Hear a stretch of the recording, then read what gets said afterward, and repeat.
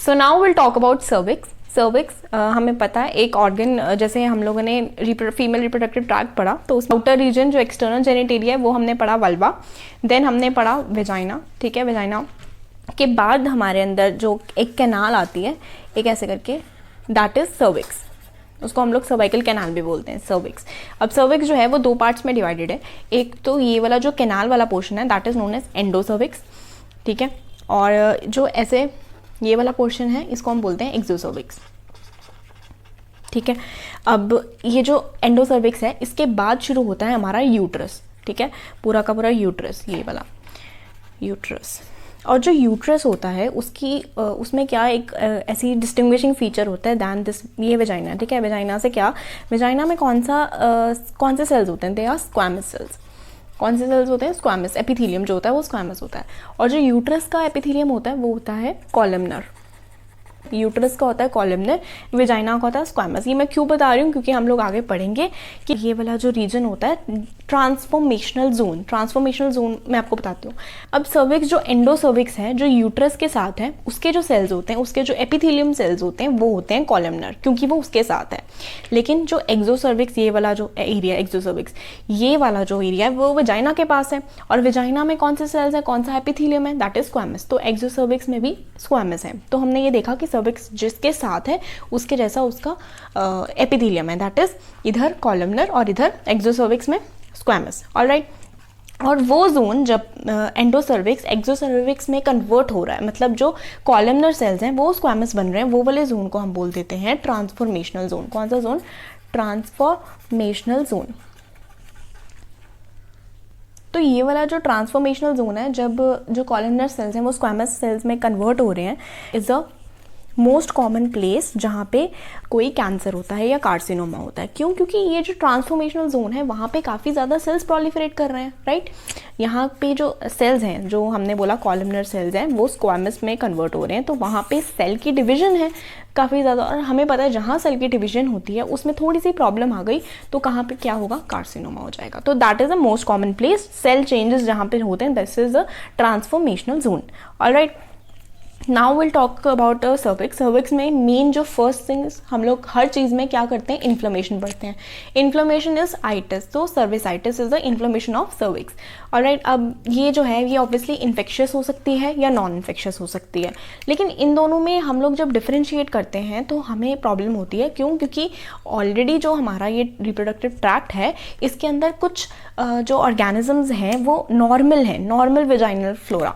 कौन से, क्योंकि वेजाइना, ये वेजाइना है और साथ ही उसके सर्विक्स है, तो यहाँ वाले जो ऑर्गेनिजम्स हैं वो यहाँ पे जा सकते हैं, तो that is normal vaginal flora भी होता है। और अगर हमें कोई ऐसा ऑर्गेनिज्म मिल गया तो हम कह देंगे इन्फेक्शियस है, लेकिन वो नॉर्मल है, तो इसीलिए हम लोग को डिस्टिंग्विश करना डिफ़िकल्ट होता है कि ये जो इन्फ्लेमेशन हुई है वो किसी ऑर्गेनिज्म की वजह से हुई है या नहीं। तो मेन जो ऑर्गेनिज्म जो इन्फेक्शियस में हम पढ़ते हैं organism, that is first is chlamydia trachomatis, ठीक है, herpes simplex virus, human papilloma virus और नाइसीरिया गोनोरी। ठीक है, ये तीन चार हैं, ये मेन है, क्लेमाइडिया, HSV, HPV और नाइसीरिया गोनोरी। ऑलराइट, अब इसमें प्रॉब्लम जब सर्विसाइटिस होता है तो क्या होता है, ल्यूकोरिया। ल्यूकोरिया हमें पता है कि एक वाइट डिस्चार्ज होता है, थिक सा डिस्चार्ज होता है, ये हमने वैजिनाइटिस में भी पढ़ा था, ल्यूकोरिया होता है। ऑलराइट, और इसमें हम लोग इसको ट्रीट क्या कर सकते हैं, हम इसमें एंटीबायोटिक्स, अगर तो इन्फेक्शियस है तो हम इसको एंटीबायोटिक्स दे सकते हैं। किसके खिलाफ एंटीबायोटिक, क्लैमाइडिया के खिलाफ। ठीक है, कोई भी बैक्टीरिया, नाइसीरिया गोनोकॉकस है, ये गोनोकॉकस है, इसके खिलाफ हम एंटीबायोटिक्स दे सकते हैं। इसको टेस्ट कैसे करते हैं, न्यूक्लिक एसिड एम्प्लीफिकेशन टेस्ट। इससे हमें पता लग जाएगा कि उसको इन्फेक्शंस है या नहीं, मतलब हम लोग इसको डिटेक्ट कर सकते हैं। और ये जो न्यूक्लिक एसिड एम्प्लीफिकेशन टेस्ट है ये हम किसका करते हैं, न्यूक्लिक एसिड किसकी एम्प्लीफिकेशन करेंगे, हम करते हैं वेजाइनल फ्लो की। वेजाइना का जो फ्लूइड निकलता है, वेजाइनल फ्लूइड जो हमारा ल्यूकोरिया होता है, उसमें हम उसकी एग्जामिनेशन करेंगे और उसमें देखेंगे प्रेजेंस या एब्सेंस। ठीक है, और वैसे ही जो सर्विसाइटिस है हमें नहीं पता चलता, कब तक नहीं पता चलता, हमें कब ध्यान में आता है कि हमें सर्विसाइटिस है, जब ल्यूकोरिया होना शुरू होता है। देन उसके बाद है कि ये और भी कहाँ पे हो सकता है, ये हो सकता है बच्चे को through what, through maternal infant transmission.